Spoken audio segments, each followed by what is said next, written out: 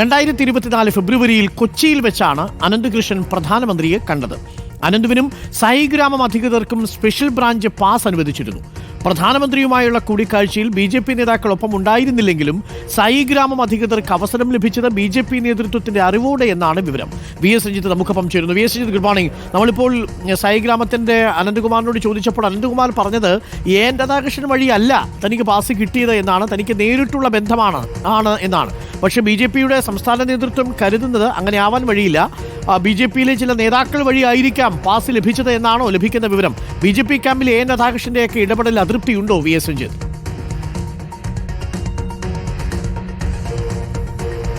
Doctor തീർച്ചയായും 2024 ഫെബ്രുവരി മാസത്തിൽ youth Congress എറണാകുളത്ത് നടന്നിരുന്നു. യുവമോർച്ച സംഘടിപ്പിച്ച പരിപാടിയാണ്. ആ പരിപാടി നടക്കുന്നതിനിടയിലാണ് പ്രധാനമന്ത്രിയുടെ ഒരു അപ്പോയിൻമെന്റ് ഈ സായിഗ്രാമൻ ടീമിന് കിട്ടുന്നത്. ആനന്ദകൃഷ്ണനും ആനന്ദകുമാറിനും അനന്തു കൃഷ്ണനും ഒക്കെ കിട്ടുന്നത്.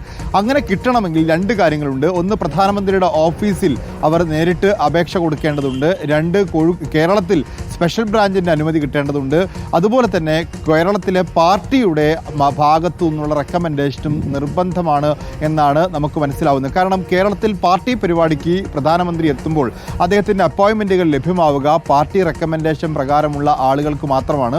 അത് ഏത് നേതാവാണ് എന്നുള്ളതാണ് ഇക്കാര്യത്തിൽ അറിയേണ്ടത്. കാരണം 2024 എന്ന് പറയുമ്പോൾ കഴിഞ്ഞ ഏറ്റവും അടുത്ത റീസെൻ്റായി നടന്നൊരു പരിപാടിയാണ്.